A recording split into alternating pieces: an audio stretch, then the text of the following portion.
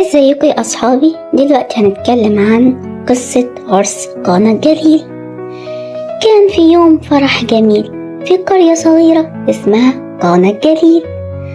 العذراء مريم كانت في الفرح، وكمان الرب يسوع وبعض التلاميذ كانوا هناك. والفرح زمان كان بيستمر أيام كتيرة، وفجأة حصلت مشكلة كبيرة جدا. ايه المشكلة؟ المشكلة ان الخمر اللي هو عصير العنب خلص من اصحاب الفرح، والموضوع كان محرج جدا لان الناس لازم يبقى عندهم ضيافة للمدعوين.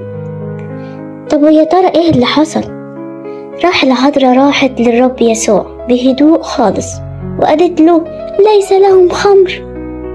يعني ايه؟ يعني قالت لربنا يسوع عندهم مشكلة، ساعدهم. واحنا هنا هنلاحظ ان العذراء ما قالتش ليسوع يعمل ايه، هي بس حكت له المشكلة وهي عندها ايمان وثقة. طب عمل ايه ربنا يسوع؟ يسوع قال لها لم تأتي ساعتي بعد، يعني مش الوقت المناسب اعلن نفسي للناس.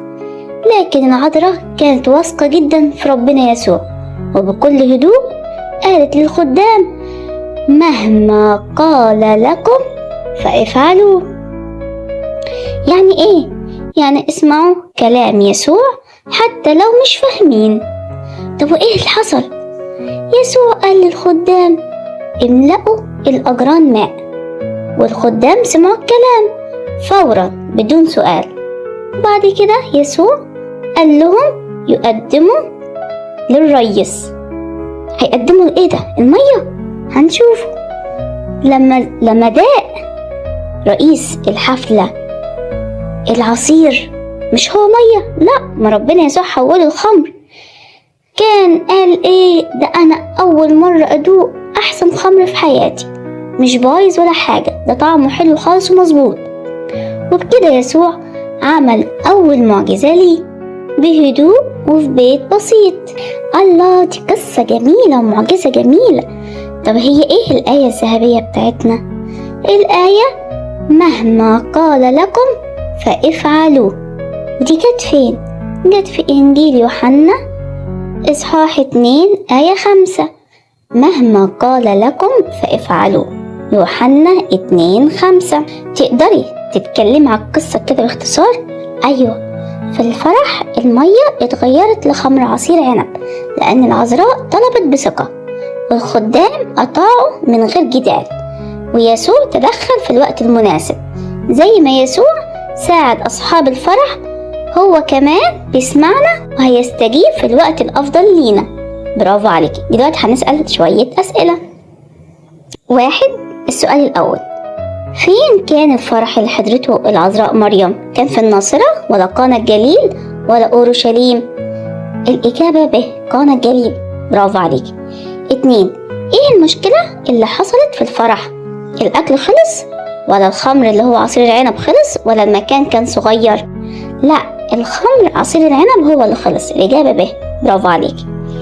العذراء مريم قالت للخدام اعملوا اللي انتوا عايزينه. ب، استنى شوية. ج، مهما قال لكم فافعلوه. الإجابة ج، مهما قال لكم فافعلوه. برافو. 4. يسوع طلب من الخدام يملوا ايه؟ ألف، أواني صغيرة. ب، 6 أجران حجر. ج، سلال فاضية. لا، يا ربنا يسوع طلب من الخدام يملوا 6 أجران حجر. برافو عليك. دلوقتي هنتكلم عن أسئلة صح وغلط. 1. يسوع عمل أول معجزة ليه في قصر كبير؟ لا، غلط. برافو عليك، في بيت بسيط. 2. العذراء ما قالتش ليسوع يعمل ايه بس قدمت له المشكلة؟ صح، برافو. 3. الخدام سألوا يسوع ليه يملوا الأجران مية؟ غلط، ما سألوش. برافو عليك. 4. ربنا دايما بيستجيب فورا من غير انتظار؟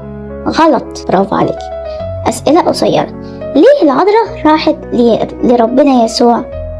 لأنها كانت واثقة إنه يقدر يحل المشكلة. صح. 2. إيه اللي اتعلمناه من الخدام؟ الطاعة حتى لو مش فاهمين. صح. يعني إيه نطلب من ربنا في الصلاة؟ يعني نحكي له مشكلتنا بثقة. برافو عليك. امتى ربنا يسوع بيستجيب؟ في الوقت الأفضل لينا، حتى لو مش فوري، يعني مش دلوقتي. صح.